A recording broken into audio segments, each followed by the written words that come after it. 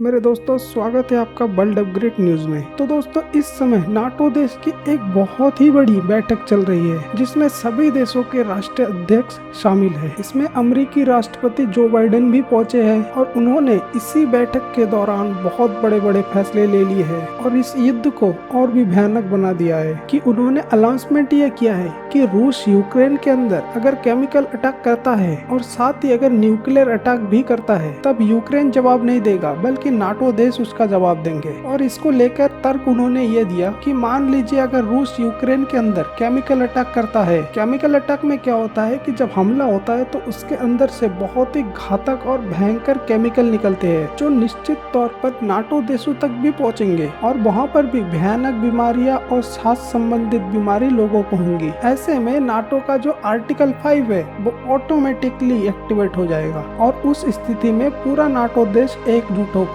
रूस पे कार्रवाई करेगा। और परमाणु हमले को तो आप जानते ही हैं, अगर कहीं पर भी एक छोटा सा परमाणु हथियार भी छोड़ा जाए तो उससे निकलने वाले रेडिएशन कई सौ किलोमीटर दूर तक फैल जाते हैं और अगर हवा इसके अनुकूल हो तो ये पूरे महाद्वीप के अंदर फैल सकते हैं जिससे भीषण तबाही देखने को मिलेगा। और इतना ही नहीं, बाइडेन ने एक और ऐलान किया कि रूस के हम परमाणु हमले को बहुत ही ज्यादा पॉसिबल मान रहे हैं और बहुत ही सीरियस लेके चल रहे हैं और इसीलिए बाइडेन ने अपने टाइगर टीम का ऐलान कर दिया है। और आपको बता दूं कि जब कोई अमेरिकन राष्ट्रपति टाइगर टीम को बुलाता है तो मान के चले कि अमेरिका किसी बड़े मुश्किल के सामना करने वाली है। तो मैं आपको इतिहास बताऊं कि अमेरिकी राष्ट्रपतियों ने टाइगर टीम तभी बुलाया है जब जेन्युइन खतरा हो, जैसे कि उन्होंने मिडिल ईस्ट में बहुत सारे जंग लड़े हैं लेकिन कभी भी टाइगर टीम को नहीं बुलाया गया। जब अमेरिका के मेन लैंड अमेरिका को खतरा हो तो तभी टाइगर टीम को बुलाई जाती है, जैसे कि कोई एस्ट्रोनॉट स्पेस पे फंस गया उसे निकालना हो